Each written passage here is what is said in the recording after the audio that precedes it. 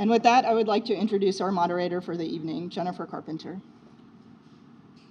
Jennifer is a principal of Verona Carpenter Architects and has practiced architecture in New York since 1998. She and her partner, Irina Verona, are focused on building spaces that expand inclusion by creating environments that embrace neurodiversity. Jennifer has deep experience across many project types, including workplace and education. In 2000, Jennifer co-founded the innovative furniture and product design studio Truck Product Architecture. She designed furniture for retailers, including MoMA and Design Within Reach. She's featured in design anthologies, including Dish, a compendium of women in design from Princeton Architectural Press, and the book And Fork, a global survey of the most exciting and important designers from Phaidon Press. Jennifer is currently in her 6th year on the board of directors of the Quad Preparatory School, serving gifted special needs students, and was a founding member of the Museum of Food and Drink. She's a member of the American Institute of Architects, where she sits on the AIA New York Social Sciences and Architecture Committee. Welcome, and thanks in advance, Jennifer, for being part of tonight.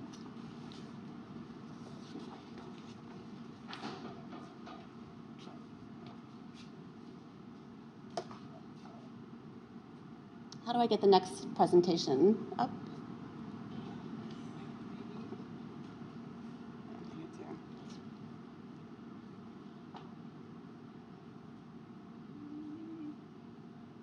Hold tight, 1 minute. Another technical difficulty. Despite all the zooming, we're still not great at these presentations. Samara, do you know? There should be another window there. I'm gonna wipe you. I thought you had me.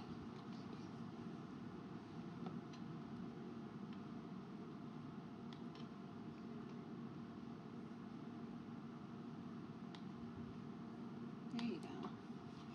Great. Thank you for your patience. Before I introduce our fantastic panelists who are waiting patiently, and I thank you for that, I want to set the stage quickly with an overview of some language and some concepts for our discussion. Why are we here talking about neurodiversity, sensory space, and architecture? What do we mean, and how are these things related? When we talk about neurodiversity, this is what we mean. Individual differences in brain functioning are the result of normal variations in the human population. We all are living in a neurodiverse world.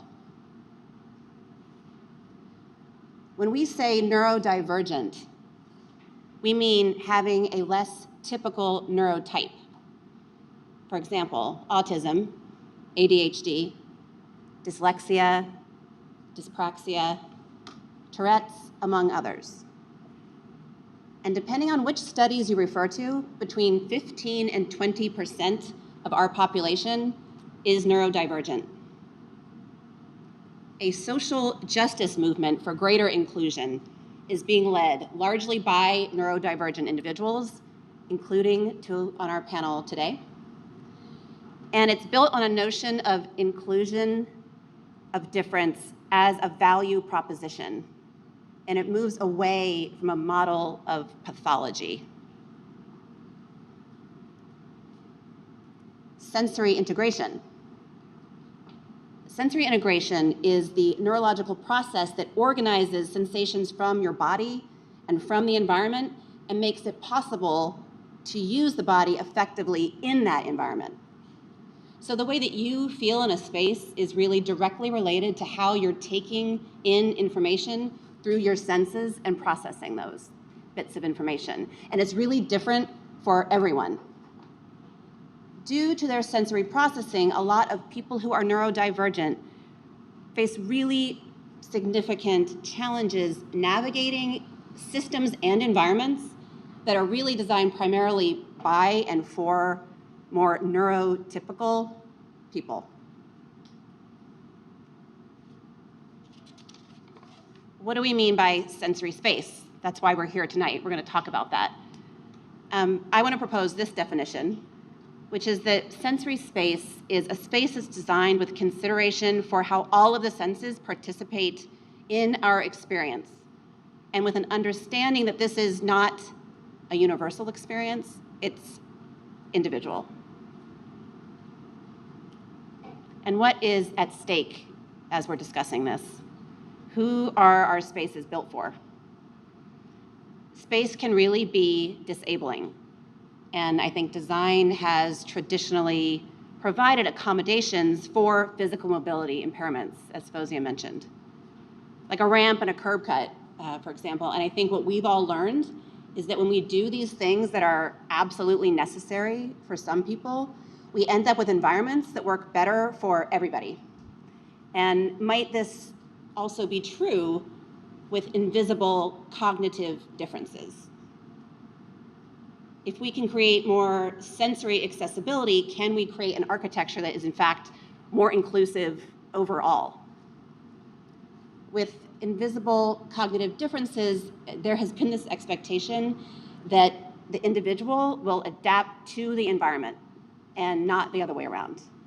And I think tonight we are hoping to move beyond that with the help of my panelists here, who I will introduce now. And I'm really excited that we have a range of voices on this panel, and none of them are architects, which is kind of nice. I'm going to start with Kate. I'm going in alphabetical order, and whether you go with first or last name, the alphabetical order is the same. Very convenient.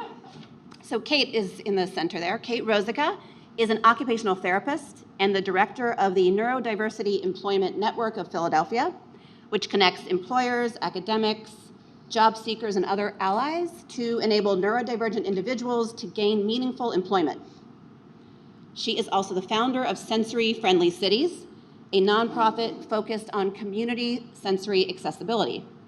And Kate believes strongly that neurodiversity is a crucial part of diversity, equity, and inclusion, and she's proud to be part of the mission to further inclusion and belonging. Thank you, Kate. Ev Smith, who is on the edge there, is the diversity and equity specialist at A Step Up Academy, which is a K-12 school in Philadelphia for students on the autism spectrum. They're an autistic adult who frequently presents on autistic culture, LGBT plus autistic identities, and disability advocacy. Ev was diagnosed with autism during college around the same time they figured out they were transgender. And they are dedicated to helping prepare the world for generations of autistic, LGBT plus, and disabled people. Ev's degree is in art and digital fabrication. Oh, I'm really sorry. I should have forwarded these slides, you guys, so you could see a little bit about the people I'm talking about. Kate, this is Kate's Neurodiversity Employment Network and her Sensory Friendly Cities. And I wanted to show these beautiful images from Ev's thesis project, which I'm going to describe now. Ev has a degree in art and digital fabrications, and their thesis, titled Look Closer, was an interactive sensory experience with 81 different sensory tiles, and you see some of them here, and they're quite spectacular. And he wanted participants to reflect on how the tiles made them feel, and to think about how their reactions would change if they were more or less sensitive to sensory input. Rachel Updegrove, here, is a laboratory planner at HERA. Her neurodiversity journey began her freshman year of college with a diagnosis of OCD, and then with an ADHD and autism diagnosis a few months after graduating. She openly shares her experiences as a neurodivergent woman to help remove stereotypes around these diagnoses. Rachel has recently served on design juries at Thomas Jefferson University, the University of Michigan, and University of Wisconsin, and her work was featured in architect Magda Mustafa's exhibition called Autistic Imaginaries of Architectural Space, the world through an autistic lens. You see a shot from that exhibition there. And it was part of the 2021 Venice Biennale. So join me, please, in welcoming our panelists, and thank you so much. And we'll get into some questions.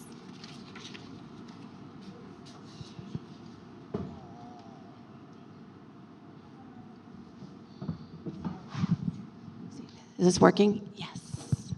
All right. Thank you all for being here. So I have had the privilege to have quite a few conversations with these folks over the past few weeks. And one of the things you've all talked about are different ideas about what is a sensory-friendly space. And you've given me some really interesting examples. And I wanted to start with Ev, who described a conference in a very kind of typical hotel that sounds like it could have been a nightmare, but was not because of the way that it was hacked for the senses. So Ev, could you talk a little bit about that? Sure. You guys can hear this, right? Okay, cool. Alrighty. Or I'll trade hands.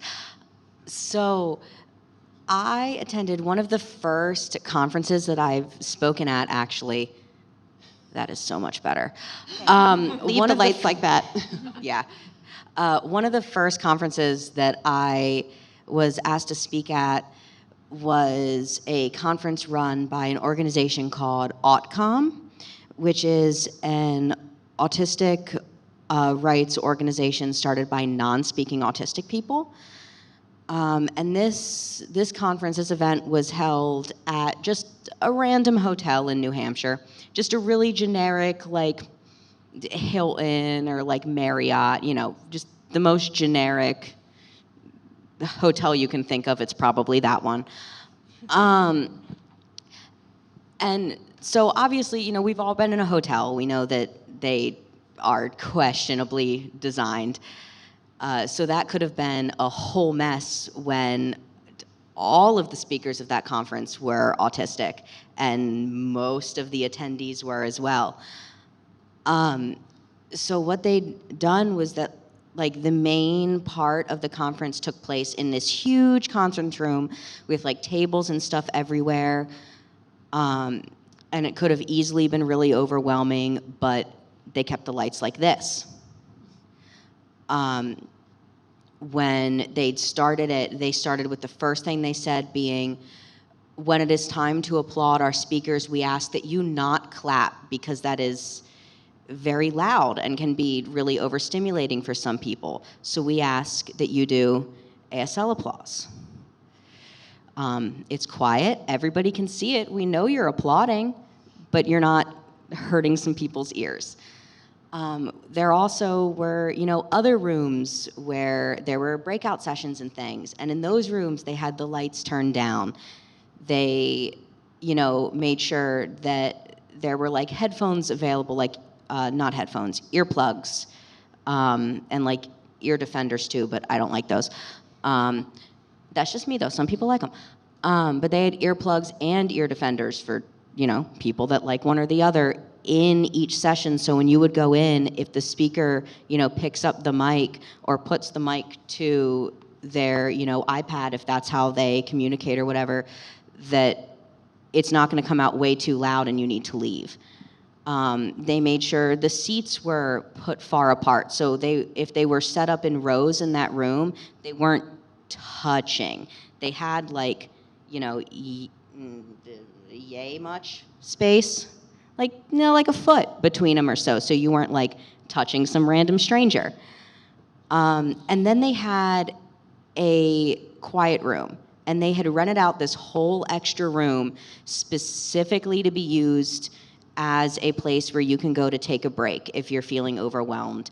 And in that room, they had the lights down. They had a really nice, like, bubbly light thing. They had like a white noise, the little cylinder-looking thing in there, so it made the whooshy sound, so you couldn't hear anything happening in the lobby. Because these are all right off the lobby, too, so they're going to be loud if, like, a family comes in with a bunch of kids.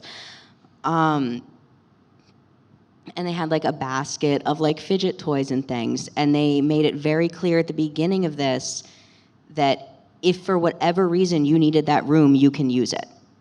If for whatever reason you needed to get up and leave a session, you can do that. And nobody's gonna, you know, look at you and say, well, why is this person leaving? You can get up and pace around if you need to, if that helps you, you know, pay attention or absorb the information that's being said. So basically they had, you know, taken this really generic building and made it so that it would be welcoming to what's the word I want, Kate? It's not biggest. It's a better word than that.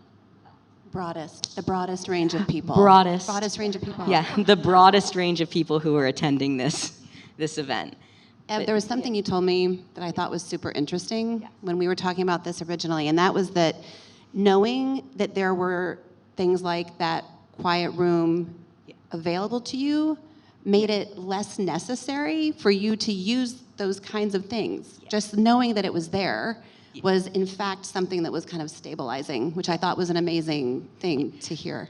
So like, with that, me being on the end seat is strategic. I am in the end seat for a reason. My partner's over there and he can back this up. I am impossible at restaurants if I'm out with like the whole family. I need to be on the end. I need to be on an end seat or on like the head of the table because I need to know that if I need to leave, I can easily without having to squeeze past a bunch of people. And just sitting on that end makes it so that I can stay the whole time. Because if I'm sitting in the middle, half of my brain is thinking the whole time, what if I need to leave? What if I need to leave? What if I need to leave? How am I going to get out of here?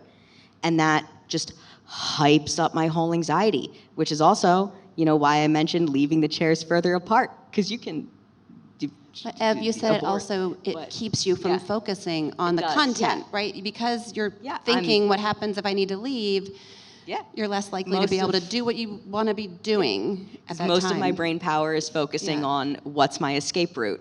But if I'm already right there, I don't have to think about it. I want to say one other thing that you told me about that, and then I'm going to ask Rachel to talk about something that she told me. But you also said that something helpful in that conference was that they asked you, which sessions are you going to go to? And helped you map it out and say it's going to take you this long to get from here to here. And that kind of preview of a space was quite useful. So that was a kind of a powerful idea. Thank you, Ev. I really love that story. Rachel, you were part of Magda's Autistic Imaginaries installation. I think your slide is just permanently up here now, so we can also take that slide off if it's distracting, but it's lovely. Can you talk a little bit about that, what that exhibit was about? Sure. So Magda had kind of invited me as a newly diagnosed woman on the spectrum who is kind of self-investigating herself in terms of yeah, sorry. Yep, that's fine. Yeah.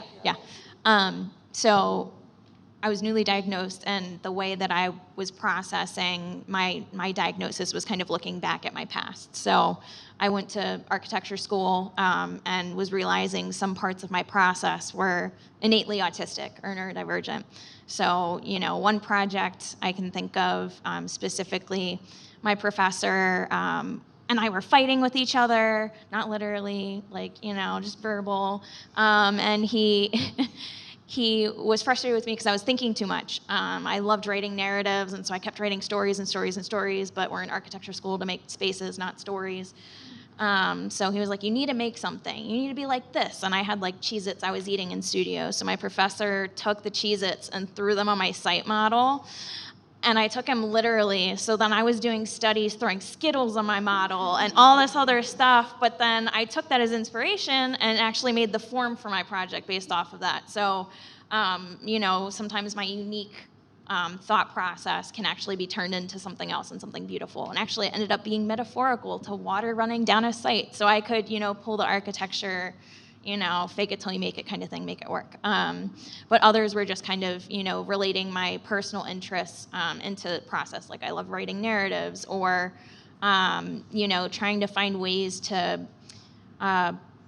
embody my own experience as a space. Like one of the projects was a playscape. And so I get really nervous at the edge of a cliff, probably like most people. So I wrote tons of narratives. Again, my professor was like, you need to do things and not write. And so I ended up making this installation that was a manifestation of how my anxiety felt like this ball of energy, ebbing and flowing and growing, and how that would look architecturally, confining a space, making it really expansive, like a release at, edge of a cliff. So yeah. Thank you, Rachel. I wanted to just mention something else that Rachel did with Magda that we don't necessarily need to talk about because I know maybe you didn't want to, but I just wanted to mention it because it's really cool, and I recommend that everyone look it up. Rachel peer-reviewed autistic-friendly guidelines for Dublin City University, and it's a quite impressive manual that Magda Mustafa put together so that Dublin City could become, I think, the first kind of like recognized autism-friendly university, and very interesting that you participated in that process, and it was really an inclusive process, and the document is quite beautiful and interesting, so it's available, readily available. Yeah, I think online. one of the things that was most interesting about it for me was it kind of went beyond architecture. I think sometimes when talking about neurodiversity, we're talking very much about the inside of a space, but probably some of the harder places to control are outside, right? Like you can't control people moving by, cars, the sun. So thinking about how we can work in an urban context is also kind of, I feel like, one of those bigger next steps, rather than to staying inside all the time. So, yeah. Thank you. Yeah. Kate, so you are the founder of Sensory Friendly Cities, and it's a resource that tries to expand sensory accessibility, right? And you have a very cool tool actually on your website where people can submit a sensory-friendly location or something they think is sensory-friendly, and there's boxes you can check to say why you think that's true. But could you talk about a space that you think is doing a good job with sensory accessibility and it's friendlier for neurodivergent people? Sure. And Rachel, I just want to mention this. I don't know that you know this, but actually part of my research was based off of Dublin City University's work. So we're building off of each other's work here, which is great. More connected than we thought. Yes, yes. So hopefully everyone can hear me. I tend to be quite loud, so I think I'll be okay. But one of the things in starting sensory-friendly cities that I noticed was, one, that it was difficult to find places that had sensory accommodations and any sort of centralized resource. So that was the first step, was trying to figure out who was offering something, and quickly realized that there's no true definition for sensory friendly, right? That looks different for every person. So that's just to put that out there. The other thing that I was looking to approach is, often when we hear about sensory friendly spaces, it's very targeted at children. So there's not as much information about, is there a co-working space that has a quiet pod, or is there a restaurant that just the general atmosphere lends itself well to some people who might, not like loud noises or bright noise. Loud sounds or bright noises. Here we go, right? That's not everyone, but that's some people. So what I ended up doing is looking at, can we list what the characteristics of each space are so that people can take that information, be empowered by it, and choose places that work well for them. So one of the places that I got to know very well is called the Museum of American Revolution in Philadelphia. And I think they do a great job at accessibility overall, but really have looked at sensory accessibility in a unique way. So one thing they have that I think is unique and useful is a sensory guide. So you can go on their website, and it maps out the entire museum and highlights different sensory aspects of those different exhibits. So maybe it says this one has a loud movie playing, this one has bright noises, and it also maps out sensory aspects that you might be interested in. Like, this has a lot of texture, this has a painting that you can touch and go around and see. So I think they do a really good job at just providing information about their space, about the sensory environment there. Kate, what I noticed was interesting is that on their website, it looks kind of like a typical map of a museum that you would get, but it's color-coded by the senses, which is so interesting because I had never actually seen that before for an architectural space, other than some plans that we've tried to generate in a new way. But it was really, I thought, forward-thinking, the way they showed it graphically on the map.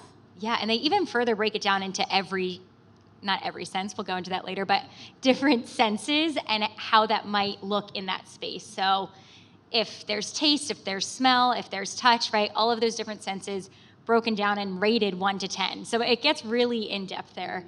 But outside of that guide, they have several approaches, offering headphones to be rented out or earplugs. They have a quiet viewing space or a break space if you need it. So I think they've really just done a good job at providing options, which I think is so crucial to the neurodiversity conversation. Right, the options, right? Options is, I think, a key word. So we've said that all of our senses are key to how we experience space. I think some of those senses are more familiar to us than to others. I thought we could speak for a minute about sensory integration and what it is. And Kate, you're an occupational therapist. This is one of your areas of expertise. Could you just say a little bit about sensory integration, and in particular, this proprioception, vestibular, and interoception, which I didn't know that much about until I was really kind of studying this for my son, who has autism, and we needed to learn about this for his occupational therapy sessions. But it's not really familiar to most people. So if you could say a bit about that. Right, absolutely. So sensory processing is sort of an umbrella term that encompasses many different processes. So one you can think about is perception and discrimination, being able to tell, what a sense is, discriminate that from other senses. That's one part. The one you hear about a lot is reactivity or modulation, thinking about, is that noise loud or soft, and how do I react to that? But then also integration, which we touched on a little bit earlier, is taking all of that sensory information, interpreting that, and creating a response to it, right? So whether that's moving, whether that's smiling and enjoying it, right? But that's that integration of the senses.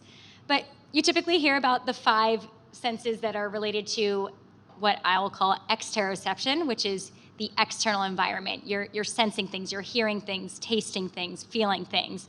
And you all are quite familiar with those, so I'm not going to spend too much time talking about that. Some people, actually, this is just a fun fact, some people argue that we have up to 32 senses because we have up to 32 unique neural pathways for different sensations. So I'm only going to talk about 8, so don't worry. But some people argue that we really do have even more than just these ones we're talking about today. So interoception is all about your internal processes and feelings. So some things you can think about: hunger, thirst, temperature, having to go to the bathroom. These are all things that we sense from our internal organs and have responses to. So there are differences in how people perceive those internal processes. And then what we talk about a lot too that are prominent are proprioception and vestibular. So vestibular, you probably have heard of a little bit more. The basic of it, it's where your head is in space. So if you're upside down, if you're right side up, this sense really helps us feel where our head is in space, maintain upright posture, coordinate our eye movements, right? A lot of these things that are related to where your head is. One thing I like to think about with the vestibular sense, all senses can be, calming, alerting, or have different effects.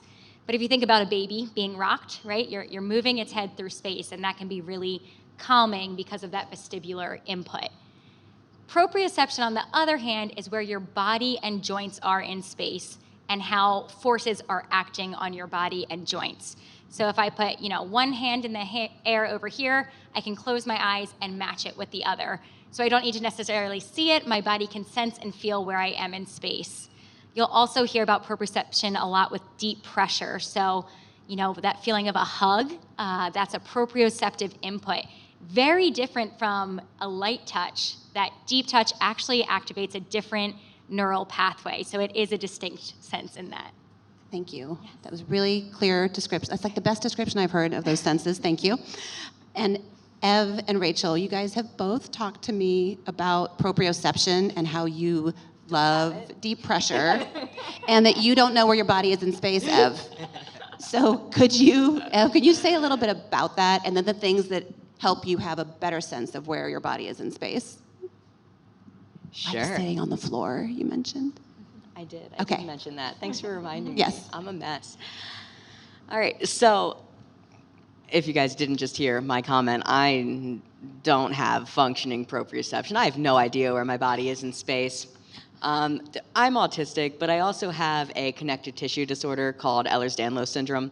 So I dislocate my joints really, really easily, and it's really that messes with proprioception, and autism messes with proprioception. So I just don't know where I am. I am running into stuff, and I am hurting myself all of the time. My sticks are mostly so I don't fall down. Sometimes they're useful if I dislocate a leg joint, but they're usually so I don't fall down.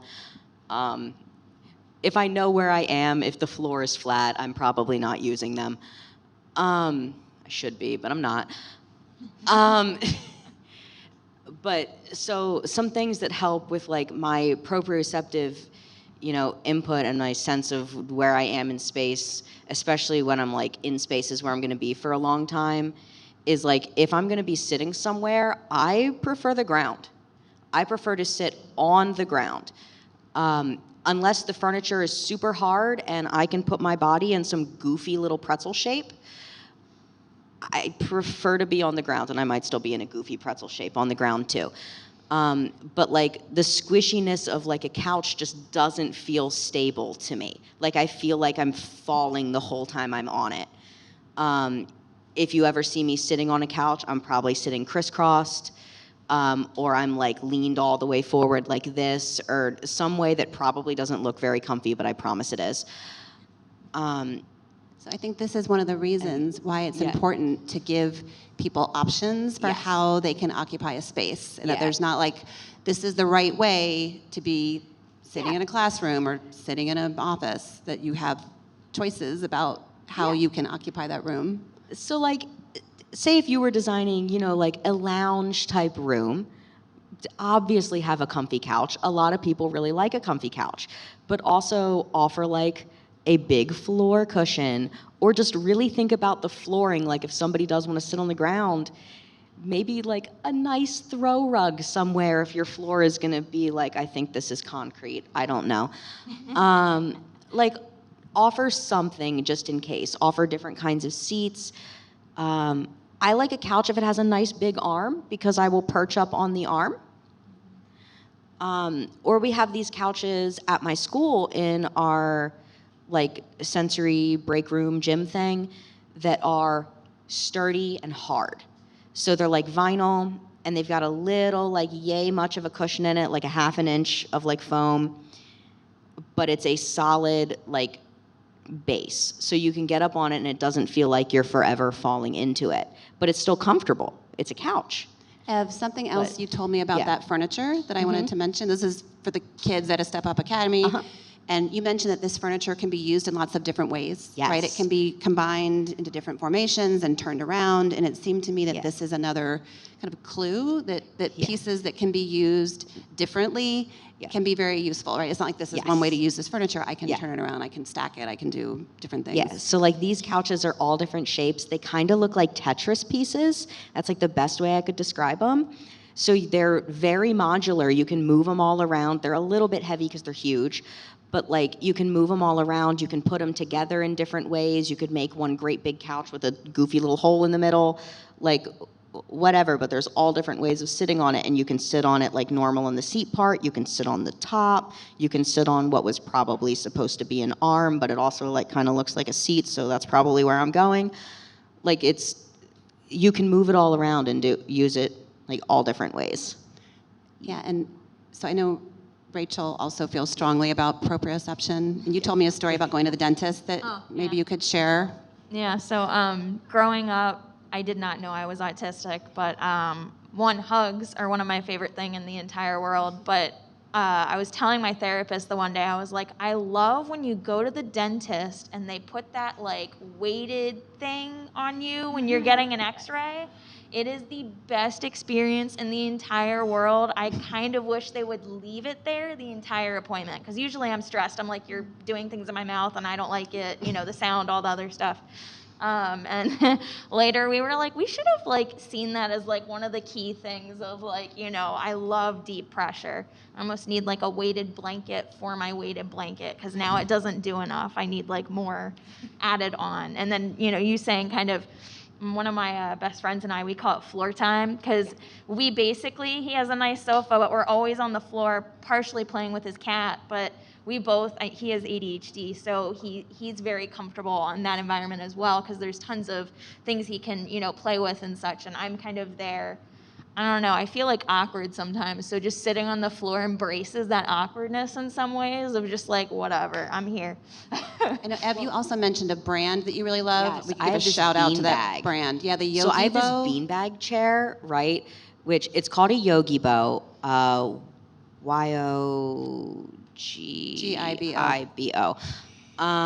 It's a Yogi Bo beanbag. They're a little pricey, but like highly recommend them. Because you would think I wouldn't like a beanbag chair, right? Because they're squishy and you feel like you're falling. But these ones, you can position them in any way you want, like any way you want. And once you're down, it stops. Once you're sitting in it, it firms out the way you're sitting. And like, I don't have a couch because why would I have a couch? I don't use a couch. I have a recliner chair, which I don't sit in like a normal person. I sit in like a pretzel. And I have this Yogi Bo beanbag.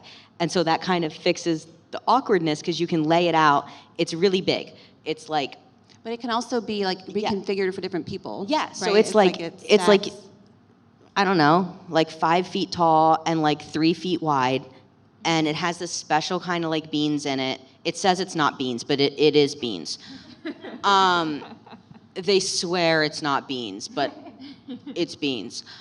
But you can configure it however you want. Like you can hold it upright and just sit back and it just sits like a normal chair. Or you could lean it against something and sit back like this and it's a whole lounger. Or you could lay on it and sleep and it holds its shape there and is perfectly comfortable however you want. And you could lay it like the whole way down and 2 people can sit there and it's like a couch and it's perfectly comfortable. And So, it Ev, feels like a couch when you're on it. I want to make sure we have time for a question that I know you're really interested in. I like my beanbag. I know you like, everyone go buy a Yogi Bo. Ev is not getting a cut. Should be sponsored. I mean, maybe she is. The statement that you need to be quiet and neutral when designing for autism, for ADHD, for other neurodivergences. Nice and quiet, no color. What do you think about that? Ew. Same. Is this true? It's not. I say spectrum is a spectrum, but even within that, we kind of want to stray away from that because, yes, there are extremes, but then there's lots of in between. So, you know, that's kind of why some of that language exists of, you know, needing kind of, you know, cut back, you know, we're sensitive, but then you'll have the sensory seekers. But then I was actually reading something today where there's like sensory bystanders where they like can't really process the information that's coming. And I was like, oh, that's kind of the other term I've always been looking for, trying to explain, you know, those ranges of needs besides those extremes. I think we get really stuck. And like I've always personally struggled because I am more social autistic, whereas when I've been in autism support groups, I feel like I'm taking the entire time to talk, and then all the other people there who are all, you know, young men are just like listening to me. So I'm monologuing. And so I already feel different. So hearing some of those stereotype terms aren't really helpful because then I feel like I'm like not autistic enough. Like someone's either sensory seeking Right. or they're sensory avoiding. And there's this, I guess what's difficult from a design standpoint is that everyone is different, right? Everyone is processing differently. And those differences can vary from day to day for the same person, right? So how do we as designers create these spaces that are more inclusive, that are able to welcome more people, without just having so much flexibility, right, that it like completely falls apart. So this is something that everyone will be thinking about, I think, later tonight. But it is a really interesting problem because that you can't just say this is what autistic people like or this is what neurodivergent people like because there's such a range. Yeah, I always think kind of having, thinking beyond the two extremes. So sometimes I'll say like think in threes. So you're already considering one end, another end, and then what's existing between that. If you're going to think about various senses, because we're so used to those languages, one way to stop going to both ends is also considering whatever is that middle. So that's kind of one tip I try to have people consider to give more variety and choice beyond those two extreme points. Right. There's a topic that I know you feel strongly about. You guys probably also have opinions on this, Kate and Ev. Sensory rooms. There is not even a trend, because this has been going on for a long time, right, of saying, I'm going to build a sensory room, and that's going to take care of people's sensory needs. And if you have an issue, you'll go to that room, and you can kind of reset and join the rest of the community after. What do you think about that? So historically, in the autistic neurodivergent community, they're kind of controversial.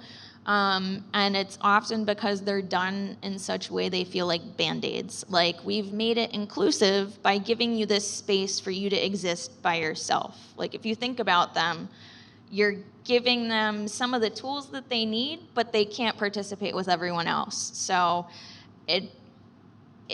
it means well, but isn't executed for real inclusion. And a lot of it's because it ends up being very product-based and less kind of integrated with like what you're in that space to do.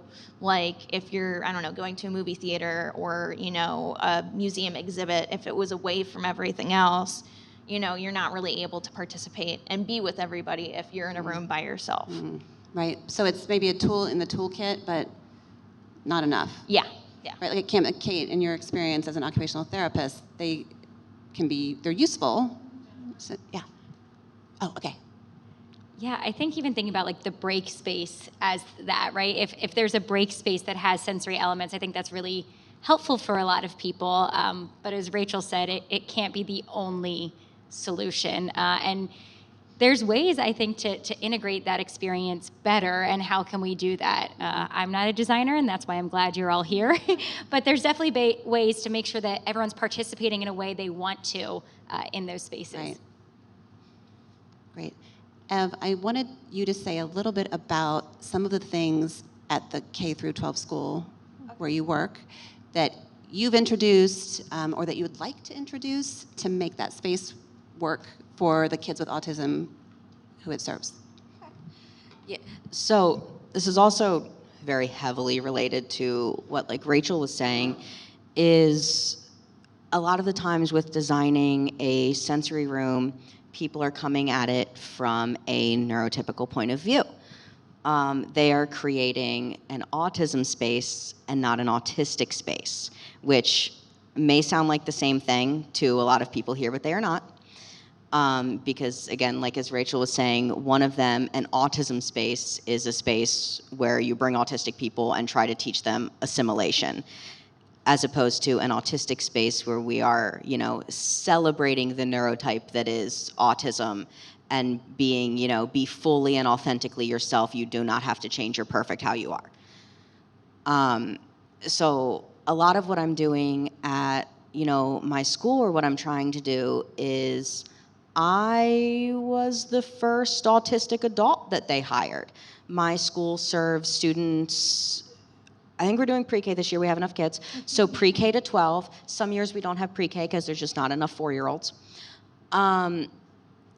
So we're pre-K to 12. All of our kids have their main diagnosis is autism. Some of them have other diagnoses or other things that are related, but it's a similar like learning environment that they need, so they'll come to us even if they aren't autistic. And so we have multiple different sensory rooms, and we have break rooms and things like that, but a lot of them are used as a therapy space or a space to go to like calm down, and there's not a lot of discussion about, you know, we're gonna go do this because this helps you this way. Ev, didn't you say there's also special break rooms just for the staff?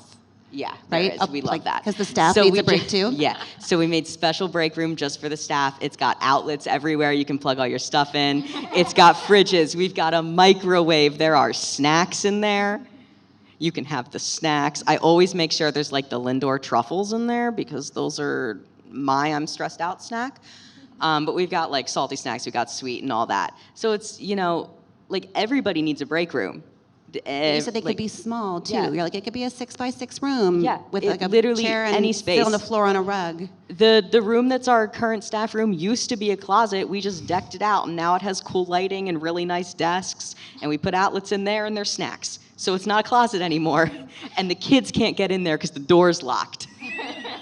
Have you suggested something about the lighting too that you changed, I did, right? yeah. And what did you so do? it's a school. It's a school building that we rent, so we can't do massive changes to it. And it has the generic, awful rectangle fluorescent lights. And it's not a fluorescent light bulb in there anymore. It's an LED, but it's still just as bad. And I used to sit in the hallway. I used to be a receptionist. I am no longer a receptionist. I am now office admin. But when I was out there, every time someone would slam the door, one of those lights would flicker, drive me crazy. No one else noticed it. So I was like, why don't we have filters over these lights? And I had them buy these little filters that are like rectangles, and they look like a photo of clouds. and there's like a million different clouds you can pick from, so every light can be a different one, and it goes up in the cover of the light so it'll never fall down or anything, and it just dampens the light a little bit. It's not any darker in there, it's just less bright. That seems like I'm saying the opposite thing of what I'm saying, but yeah. But what I thought was interesting also is that other people at the school hadn't realized this was an issue. They'd never heard of it before and didn't think that it would be an issue, and then they were like, oh, those things are great, and then they started buying them for the classrooms. And like, surprise, the kids aren't saying, I want to wear my sunglasses inside anymore. Like, the light, just cover it. So I think we're going to have to move on in a minute, although I can tell you from having spoken to all of you that there is so much more to say, and the good thing is that you will all have a chance to work with the panelists in the next exercise. So they'll be sitting with you, you can ask questions, so this conversation will continue in smaller groups. So definitely ask whatever you'd like. They're very generous, which I appreciate. So before we move on to the prompt for our exercise, I just wanted to take a moment to recognize that these folks have all traveled from Philadelphia today, and we're so grateful in the heat and to share very personal stories about your journey, and it's a big deal. So thank you for doing that. It's really wonderful. Okay, on to the next part of the event. So maybe we're already broken into groups because everyone's sitting at tables, or you can shuffle around, up to you. But we thought we could all do a quick charrette for how many minutes, Barbara? 20 minutes? So 20 minutes to think about how you would redesign the space we're in right now so that it's more friendly for neurodiversity, so it's more sensory accessible. And you could take space to mean just the room we're sitting in now, or you could take on the whole center if you're feeling ambitious. That's up to you. You can tackle this task however you like. It could be a list, it could be a sketch, it can be a torn paper sculpture, whatever you want to do with the materials that are in front of you would be fantastic. And then we'll share quickly what everyone has come up with, and you can also share that however you like. If you don't want to talk, you don't have to. You can hand me something and I'll talk about it if you like. We want this to be as inclusive as possible and for you to participate in a way that makes you comfortable and happy. So let's get started. Thank you. And we'll circulate around. We could also raise the lights maybe a little bit, Ev, is that okay? a little bit less, a little bit less. All right, just let me adjust. Yeah, it was urgent, right? Yeah. Urgent. Hi, everybody. My name's Barbara Weinreich, and I'm the co-chair of the Interiors Committee with Andrew over there in the back, who's still talking while I'm talking. I see you, Andrew. Okay, so what we're going to do now, you will elect a representative from your table, and you will come up. You have to come up here because we're being filmed, so we want this to be filmed. So we've said that there are a variety of ways you can do this, present this, but figure out how you're going to do that in the next 2 minutes. So we're going to ask somebody to come up from the table and present your findings and your solutions or your suggestions, okay? Okay, would anyone like to start? Okay, we'll make my table start. Hadley? You can go second. Do you want me to hold the thing? Hadley, would you like me to hold that? I think they're sticky. Or are we going to stand up and... I'll just hold it for you in this case. See, my table gets to go first, and it's the privilege of location. There you go. Thank you. Hello, everyone. I'm Hadley. Nice to meet you all. So our group posed this as different cons and then different potential solutions or challenges and potential solutions. And some of the things we came up with were the audio muffle. It was hard in certain areas of the room to hear the same way. So one of the things that we thought about was balancing the audio so that no matter where you are in the room, you can still feel like you can hear and be a part of the experience with whoever is speaking. The next was air temperature. The air temperature, there's some people in our group who have experience in this space with the temperature being variable and going up and down a lot. And so creating a balance of temperature, one of the things I've heard of before are technology or apps where you can respond or vote for how the temperature feels to create something that works for most people. And then you could have fans or blankets that would maybe help to support people who don't fall within that median range. We also talked about lighting. And it was harsh during the presentation. It felt kind of like it was all on or all off. So having more variety of lighting, also thinking about uplighting or other colors and other directions of light, so you don't feel like you're being kind of interrogated with downlights, but that you have more, again, variety and choice is the name of the game here today. And then we talked about surfaces, the tactility. It's a lot of really hard surfaces. So maybe incorporating more variety of textiles or other things so it doesn't feel so hard. And then also, just want to make sure I get everything. Porosity was a term Barbara used, thinking about the fact that there's lots of different openings, and so you kind of don't feel really protected in the space, like someone could kind of come up on you from a variety of different angles. And the openings are all at different places, and so that could maybe be disconcerting. And we talked about with that maybe incorporating some textiles or panels or screens that could move so that you could create the space to be a size that was appropriate to the group that you were meeting with. And the seating options, variety of seating options. Ev was talking a lot about different chairs, and I was looking at Ev up on this tall stool, and then thinking about being lower to the floor and the experience of being up higher presenting to people versus being at the same level, and the power dynamics that sometimes occur with that element of it, and that's it. Okay. Barbara's cutting me off. Thank you. Okay, great. Do you want to come up from the back? Who will go next after that table? I'll start just picking people, so the NICID table will go next. There you go. So we're both presenting. What would you like me to hold it so that you can point? Okay. Carol, Meryl. So similarly, we also, sorry, I'm getting stuck here. We also made a list of things that we noted that were challenges in the spaces, as well as some solutions. We didn't write all of our solutions down, but we did talk about them.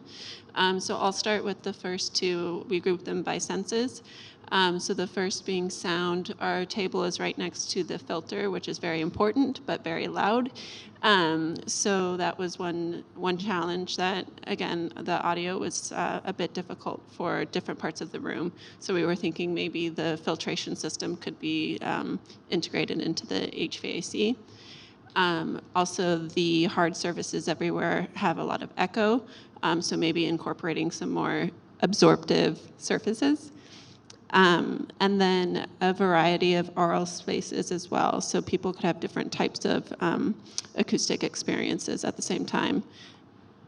For sight, we thought that the all-white surfaces were reflecting a lot of light, so incorporating some different colors or some more absorptive light surfaces. Also, color might add some more personality and life to the space as well. We were thinking about how there's little opportunity to adjust personal lighting. So we talked about how people don't tend to like to ask for things to change. So giving the option to do it themselves is very helpful. And then, as well as wayfinding, some people thought it was challenging to find the space, especially the elevator. My name is Jenna Ritz. I work at Deborah Burke Partners. Hi, I'm Miranda. I'm a student at Parsons and I work at Gensler. So I'm going to talk about feeling/touch. We also talked about temperature and not everyone wanting the same type of temperature, so maybe a different zones that people could sit in, which one they choose. We also had some struggles with the front door being really heavy and just more of like a physical thing, but making that easier. And then also seating options and having different types of seating and chairs. And maybe not even tables or different just options like the other presenter mentioned. And then we also looked at scent. So in general, we want kind of a scentless space, but then we maybe offered a quiet space where you could go for aromatherapy options. So if one person really wants one type of scent to help, that they could do that versus someone else who wants a different type of scent. And then also taste. We appreciate that there was like food and everything offered, but also maybe having more variety for people who might want different like savory or sweet or different options. Again, like she was mentioning, variety is great. Thank you very much. Okay.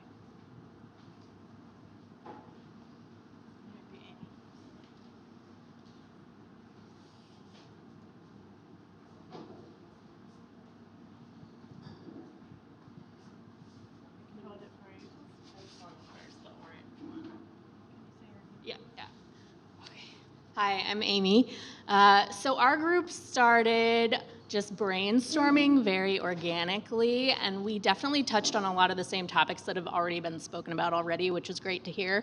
We talked a lot about the variety of seating choices, acoustics, that's a huge thing.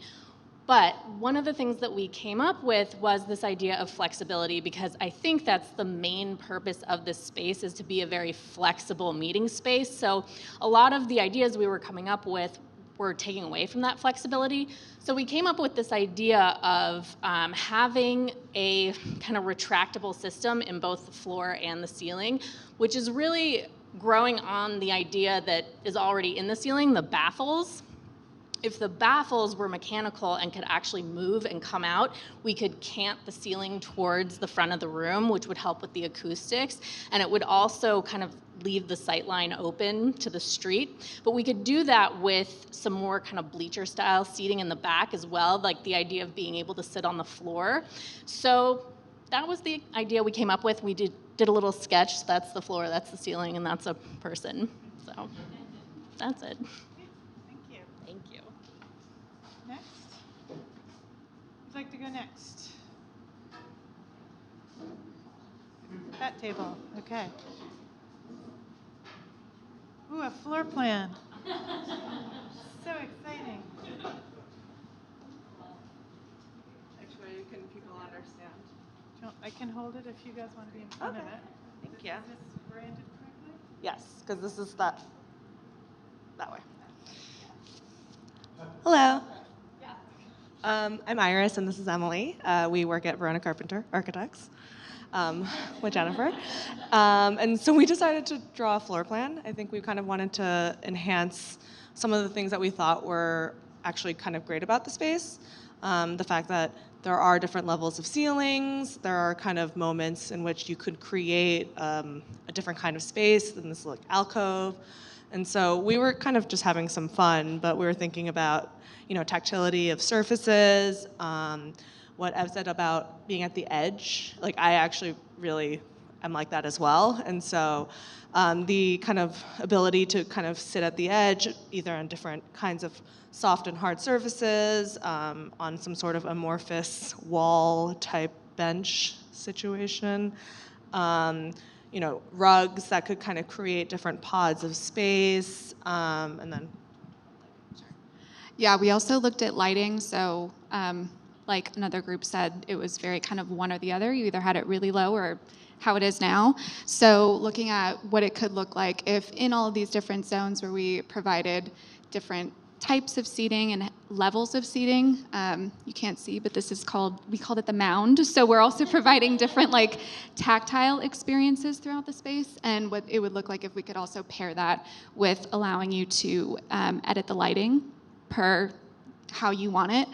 And we have some hanging fixtures or hanging seating over here. So really looking at a broader range of what you might want your body to feel like in the space in a piece of furniture. And like Iris, yeah, I like swinging chairs.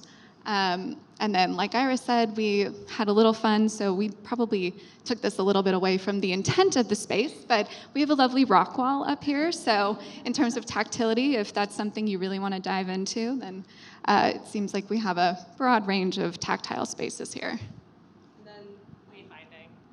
Wayfinding, we also found it kind of difficult, and so we thought what could be a great way to kind of ground you and direct you. And so, you know how when you sometimes go into spaces, they have things on the floor, if there were like very direct arrows telling you where to go, where you are, kind of orient you. Thank you. Thank you. Terrific. Thank you. How about this table?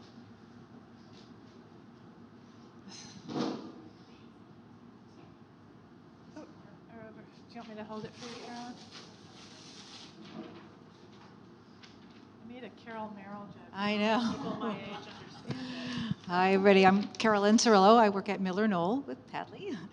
I'll talk about some of we had a lot of the same thoughts that the other groups did, but some of the positives we thought about this room were that we thought having 3 different areas for egress was actually a good thing, because if you needed to leave quietly or arrive quietly. We thought the visibility to the street was a nice thing to keep you connected outside, and they could see to activate the space a little more. We liked that it had proximity, that this was the lecture hall, but it had good proximity to the exhibit space upstairs.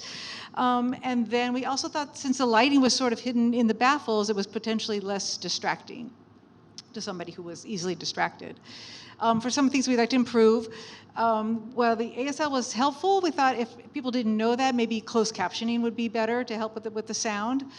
That there were a lot of hard surfaces, so some sound absorption techniques would be helpful. A sound system that better distributed the sound throughout the space. And we thought if there was an ability to enclose some of these sections, so if we had a smaller group, or if we wanted to break out for longer periods, and more flexible, portable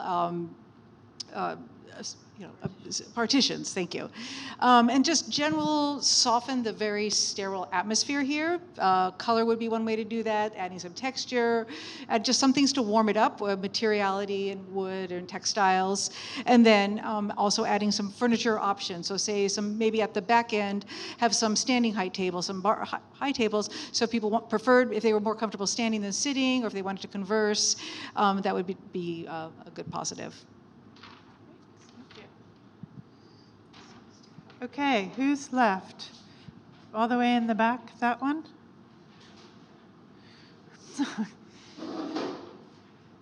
Is that everybody then? I think it is, right? Okay. Okay. Good. Give us a chance to. A perspective. Ooh. Yeah. I can hold it if you'd like. Yeah. Thanks. Hi, I'm John Pickens. Everyone's stolen our thunder and presented all the ideas at this point, but we have a drawing, a perspective, or at least an attempt at one. So from the top, we thought that maybe instead of these lights, it would be nice to have a cove with indirect lighting that could be driven up and driven down in terms of intensity, provide lighting. A speaker system that's a little bit more spread out and even sound might be good. The other, in conjunction with the speakers, having more sound absorption on the walls to prevent reverberation in the form of fabric panels that could be employed, also giving the space some texture. We heard one other group talk about modular movable walls, adding texture and allowing configuration and reconfiguration of the space is something we thought of, as well as carpet to, again, improve on the reverberation. Finally, we did think about accent colors. There's a nice red in this room, and maybe that could be picked up on the walls, and that exiting could be marked for wayfinding, for those who are concerned with how they egress out of the space and have that marked.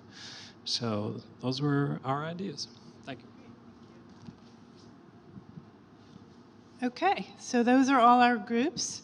So shall I conclude? And then what we can do is just, talk among ourselves. We have actually an opportunity before we get kicked out of here to mix with other people and also to talk to our panelists.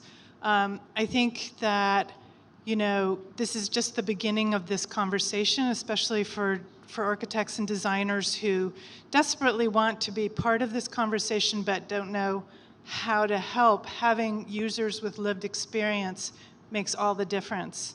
And the phrase "design with us, not for us" is part of the activist disability community credo. And I think that's very important for all of us to remember, that on your team have someone with lived experience. There should be more dialogue from the very beginning of a project than at the end. So I'm preaching now, sorry.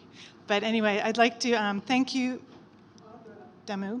One thing nobody talked about is the mechanical noise. Right. Right. So the mechanical system, so without having, maybe we don't have the wherewithal to change the mechanical system, we can do things where They could actually put in some baffles or something like that. insulation within the ductwork. Great. We'll give them that recommendation. I know that's not the material thing that we are talking about. Right, but I think the challenge is also in a given space. You're not designing it from scratch. In a given space, this is an interior design approach to it. How do you mitigate what's going on without having to change the structure?